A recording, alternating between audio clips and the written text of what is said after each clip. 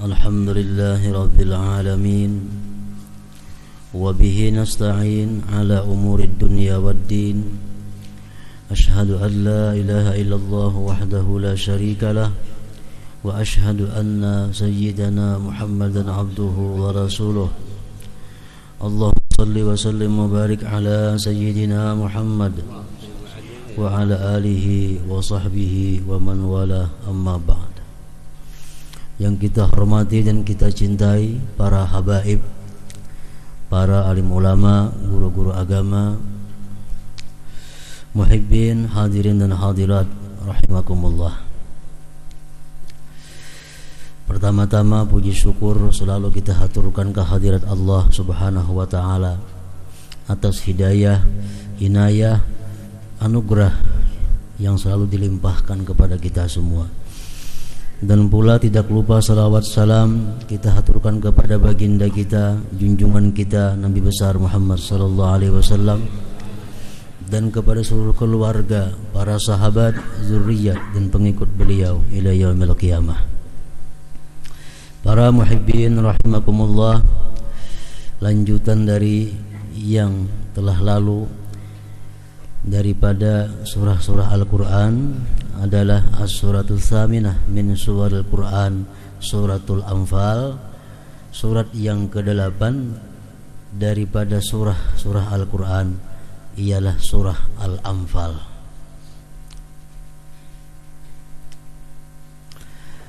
Madaniyatun, surat Al-Anfal ini diturunkan kepada Rasulullah sesudah beliau hijrah. Wa ayatuha, dan ayat-ayatnya surat Anfal ini 75 ayat. Al-Anfal artinya adalah harta yang didapat melalui perang, atau seringkali disebut dengan harta pampasan perang. Nah, ini Al-Anfal. Surat yang ke-8 dari surah-surah Al-Quran adalah surat Al-Anfal, yang berbicara mengenai bagaimana pembagiannya harta yang didapat daripada peperangan melawan orang-orang kafir itu.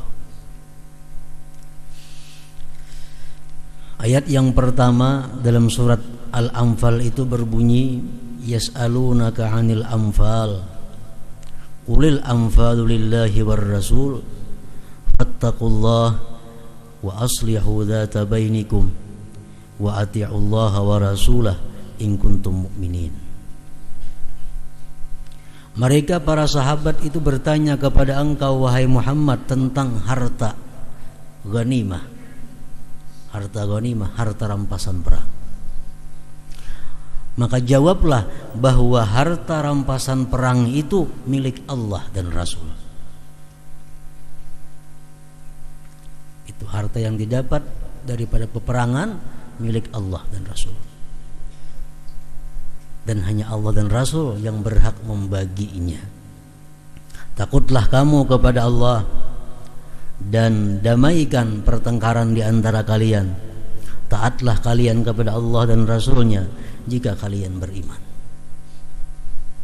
Nah, para muhibbin rahimakumullah, ini ayat menurut beberapa ulama tafsir diturunkan adalah sewaktu kejadian perang Badar.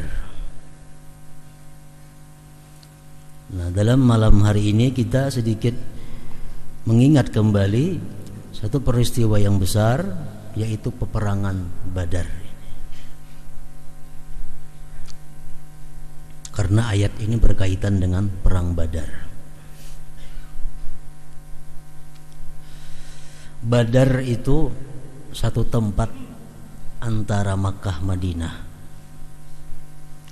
Orang bahari nang naik haji wa unta mulai Makkah Madinah itu melalui Badar.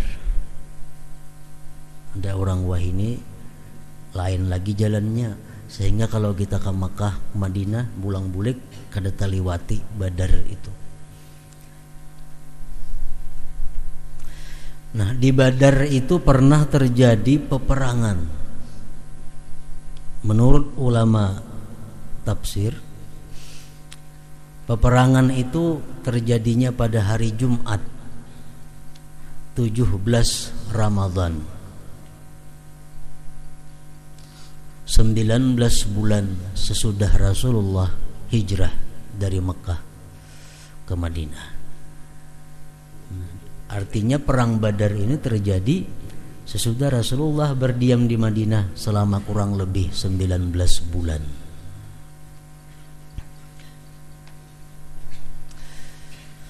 Dalam sejarahnya disebutkan bahwa bersama Rasulullah sallallahu alaihi wasallam pada peperangan itu sebanyak 313 prajurit, 313 pasukan bersama Rasulullah sallallahu alaihi wasallam.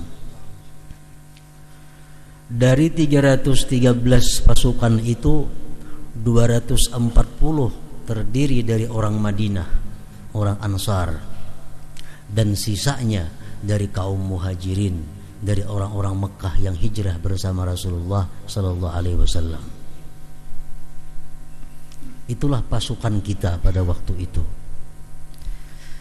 Beserta mereka itu ada dua ekor kuda, 2 ekor kuda, ada 70 unta.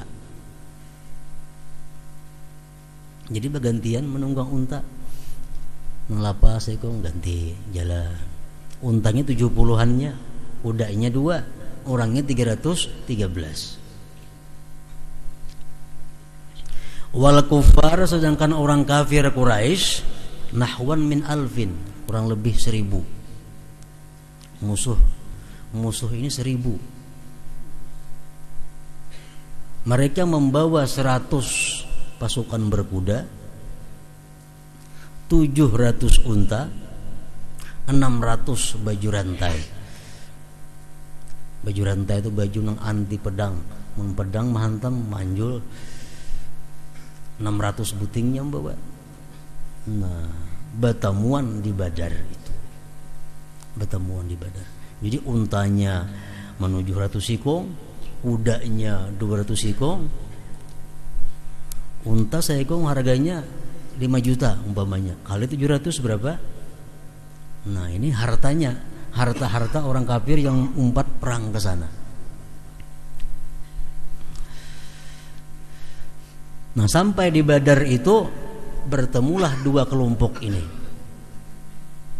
Kelompok Rasulullah sallallahu alaihi wasallam dengan 313 orang, dan kelompok Abu Jahal dan kawan-kawan kurang lebih 1000 orang.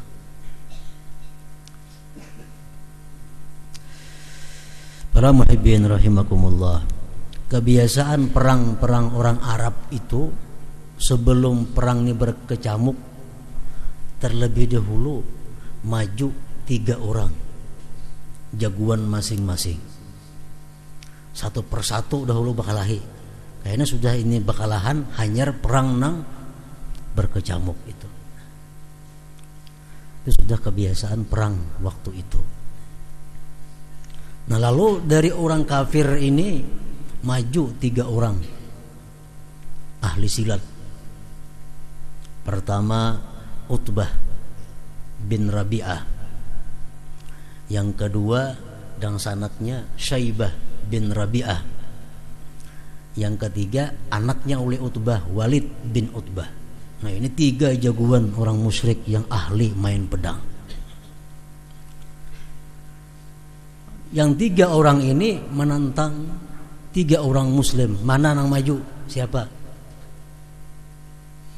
Maju 3 orang muslim yang berasal dari Ansar, Abdullah bin Rawahah, Sa'ad bin Mu'az dan lainnya. Maju bertiga. Nah, setelah bantang bertiga ini sudah ujar Utbah, ikam ini bukan orang Mekah, ikam orang Madinah. Kami kada musuh dengan orang Madinah. Yang melawan kami mesti orang yang sejajar dengan kami, yang setingkat dengan kami, mesti orang Mekah, orang Muhajirin. Mundur 3 orang muslimin ini. Akhirnya maju 3 orang yang lain dari Mekah, dari Muhajirin. Yang pertama maju Ubaidah ibnul Haris, sepupunya Rasulullah sallallahu alaihi wasallam. Haris itu berbanding 2 Abdullah, abahnya Rasulullah. Maju Ubaidah. Ubaidah nanti akan menghadapi Utbah. Kemudian Rasulullah menunjuk Sayyidina Hamzah bin Abdul Muttalib, paman Rasulullah. Ini akan menghadapi Syaibah binti Rabi'ah. Yang terakhir beliau menunjuk Sayyidina Ali bin Abi Thalib, ini menghadapi Walid bin Utbah. Nah, inilah 3 jagoan kaum muslimin. Setelah 3 ini mulai berperang 1 lawan 1, Hamzah berhasil melumpuhkan lawannya. Tanpa sedikit pun Hamzah mendapat luka. Sayyidina Ali berhasil membunuh Walid bin Utbah. Tanpa sedikit pun Sayyidina Ali mendapat luka. Sedangkan Ubaidah bin Haris, dia berhasil membunuh musuhnya, namun dia mendapat luka yang banyak di tubuhnya. Yang akhirnya Ubaidah bin Haris, sepupu Rasulullah ini, meninggal sebagai syuhada Badar. Nah, jadi berhitung tuh, orang Islam 1 nang mati, bubuhannya 3 mati. Nah, 3-1. Nah, jadi dalam perang tanding ini sudah dimenangkan oleh kaum muslimin Rasulullah sallallahu alaihi wasallam. Nah, sesudah perang itu selesai, hanyar perang nang bakacamuk. Nah, nang memanah, nang menumbak, menimba tumbak, nang bepedang, melawan pedang, semuaan bakacamuk. 313 lawan 1000 orang. Nah, Rasulullah sallallahu alaihi wasallam pada waktu itu beliau berdiam di kemah kecil, didampingi Abu Bakar Siddiq dan Sa'ad bin Mu'adz. Rasulullah sujud dan beliau mengatakan ya Hayyu ya Qayyum ya Hayyu sampai habis sujudnya. Ya, sudah sembahyang Nabi kita berdoa, wahai Tuhanku, kata Rasulullah, andai kata pada hari ini kami kalah, engkau tidak akan disembah lagi di bumi selama-lamanya. Innaka lan tu'bad fil ardi abada. Ini perang habis-habisan. Bila ini kalah, Islam akan mati. Ya Rabbi in tahlik hadhil isabah falan tu'bada fil ardi abada. Ya Allah, jika hari ini kami kalah, engkau tidak akan disembah lagi di bumi ini selama-lamanya. Itu doanya Rasulullah sallallahu alaihi wasallam. Akhirnya Jibril menyuruh Rasulullah mengukut tanah. Ambil wahai Muhammad segenggam tanah dan limparkan ke wajah mereka. Nabi ambil segenggam tanah, Nabi limparkan kepada orang kafir, sehingga seluruh orang musyrik tidak ada yang kada kalimpanan, semuaan kalimpanan. Tanah itu masuk ke matanya, masuk ke muntungnya, masuk ke hidung orang kafir. Nah, cuma segenggam nang dihamburakan oleh Rasulullah sallallahu alaihi wasallam. Nah, akhirnya pawallau mudbirin, mereka lari kucar-kacir. Kalimpanan enggak ya, Pak?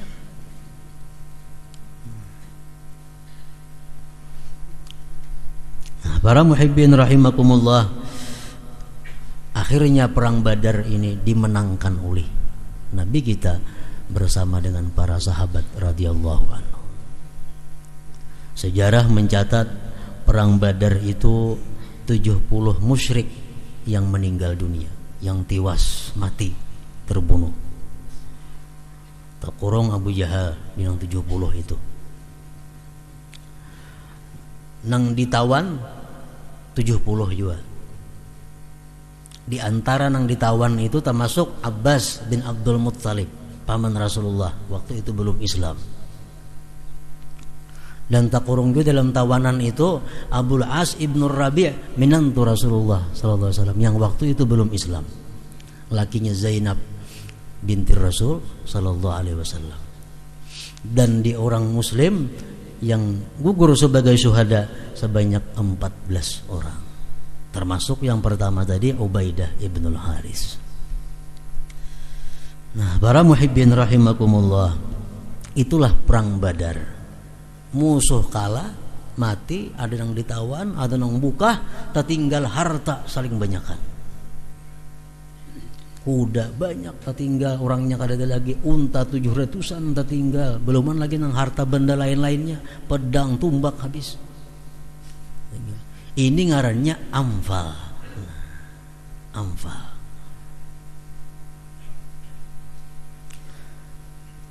Lalu sahabat yang hadir pada waktu perang Badar itu asing-asingnya berebut. Karena ampunnya kada ada lagi. Ini ampunku, ini ampunku, ini aku nang membunuhnya, jadi ini ampunku. Nah, akhirnya kesimpulannya disuruh bertakun lawan Rasulullah sallallahu alaihi wasallam. Wa yas'alunaka 'anil anfal, mereka bertanya kepada engkau hai Muhammad tentang itu harta pampasan perang.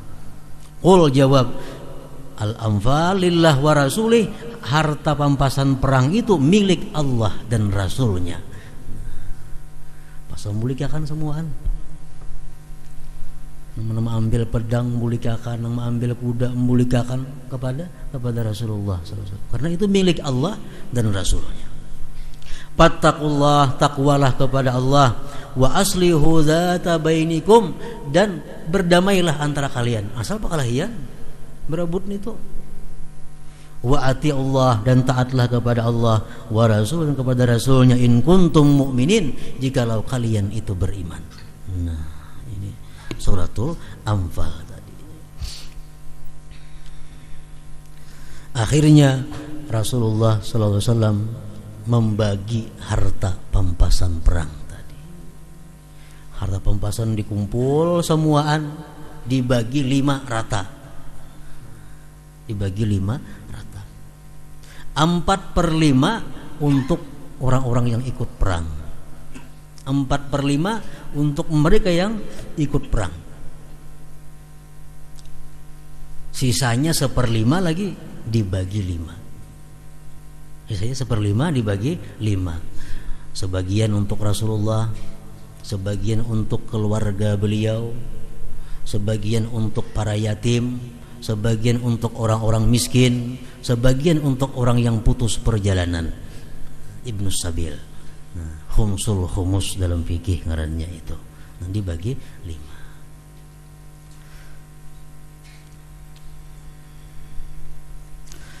Para muhibbin rahimakumullah, orang-orang yang ikut dalam perang Badar itu adalah orang-orang yang dimuliakan oleh Allah Subhanahu wa taala. Sehingga Rasulullah sallallahu alaihi wasallam bersabda dalam satu hadis yang sahih, innallaha ittala'a ala ahli badrin faqala i'malu ma syi'tum faqad ghafartu lakum. Ujar Tuhan lewat Rasulullah, Allah mengetahui orang-orang yang ikut perang Badar itu. Allah berpesan kepada kalian, perbuatlah sesukamu, Allah telah mengampuni dosa-dosa kamu. Anak menggawi nang apa, silahkan, kalian sudah diampuni Allah dosanya. Nah, makanya orang yang ikut dalam perang Badar itu merupakan satu kebanggaan tersendiri bagi dirinya. Karena dipuji, diagungkan oleh Allah Subhanahu wa taala, sampai-sampai dibebaskan oleh Allah, perbuat apa yang kamu mau, lusa pasti akan diampuni Allah. Nah, makanya orang perang Badar itu nang 4 perang Badar membuat ngaran di belakang berbuat Al-Badri. Artinya aku 4 perang Badar. Misalnya ngarannya Abdullah, tambahnya ujungnya Al-Badri, orang nang 4 perang Badar.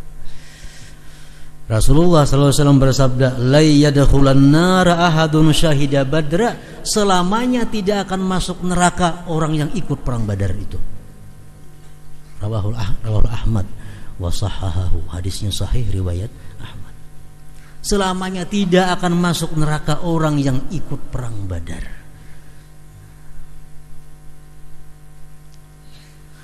Nah, para muhibbin rahimakumullah, kemuliaan-kemuliaan yang diberikan Allah Subhanahu wa taala kepada orang yang ikut perang Badar itu bisa juga didapat oleh orang nang kada 4 perang Badar seperti kita saat ini. kita bisa dapat fadilah, kita bisa dapat barakah, kita bisa dapat syafaat daripada ahli Badar. Satu syaratnya, kita cinta kepada ashabul Badar, kita cinta kepada orang yang ikut perang Badar itu. Abu Bakar Siddiq, Sayyidina Ali, Sayyidina Abu Bakar, Ammar bin Yasir, nah, itu orang-orang yang ikut perang Badar. Nah, kita mencintai mereka itu bisa menempatkan kita nanti di akhirat bersama-sama dengan mereka. Kita suka dengan cerita kisah perang Badar, itu memberikan nilai pahala kepada kita yang nantinya bisa membawa kita kepada kedudukan mereka. 17 Ramadan kita peringati peristiwa Badar, kita baca sejarah perang Badar karena kita cinta kepada mereka. Nah, cinta kita kepada mereka itu bisa membawa kita kepada derajat mereka. Seorang Arab Badawi pernah datang kepada Rasulullah sallallahu alaihi wasallam. Dia berkata, "Wahai Rasulullah, al-mar'u yuhibbul qauma walamma yalhaq bihim." Wahai Rasulullah, kayak apa andai kata ada orang tuh cinta lawan satu kaum, tapi dia kada kau beramal menuruti kaum itu. Kita cinta dengan orang yang ikut perang Badar, tapi kita kada kau beramal macam mereka, karena lain masanya. Rasulullah menjawab, al-mar'u ma'aman ahabba yaumal qiyamah. Seseorang itu nantinya beserta orang yang dia cintai pada hari kiamat. Seseorang nanti beserta orang yang dia cintai pada hari kiamat itu. Rawahu Tirmidzi. Berkata para ulama pensyarah hadis, man nawa syai'an min amalil bir usiba alaihi wa illam yattafiq lahu amaluhu. Siapa yang punya niat berbuat kebaikan, punya niat untuk fisabilillah, walaupun inya kada sempat menggawi itu, mengerjakan itu, tetap dia diberi pahala. Andai kata satu saat tuh nanti kini ada peperangan pulang kayak perang Badar ini aku umpat. Satu saat nanti ada peperangan melawan orang kafir seperti macam perang Badar ini, aku kada ketinggalan. Asalkan kita benar-benar punya niat macam itu dan Allah tahu kejujuran kita itu, kita akan diberi pahala oleh Allah Subhanahu wa taala. Nah, jadi di dalam agama Islam itu kadang-kadang kada kawa digawi. Orang perang Badar dimuliakan oleh Allah, kita bisa dapat itu dengan syaratnya kita cinta kepada mereka. Nah, dengan modal cinta kepada orang-orang yang ikut perang Badar itu, kita akan ditempatkan nanti di akhirat bersama mereka itu. Nah, para muhibbin rahimakumullah. Jadi orang yang perang Badar itu orang yang sudah dijamin oleh Allah dihapus dosanya. Orang yang dijamin tidak akan masuk neraka. Sehingga Sayyidina Umar pernah bercerita, ada seorang sahabat Rasulullah yang bernama Qudamah bin Maz'un. Qudamah bin Maz'un ini dia ikut perang Badar, umpat perang Badar. Satu saat dia minum arak.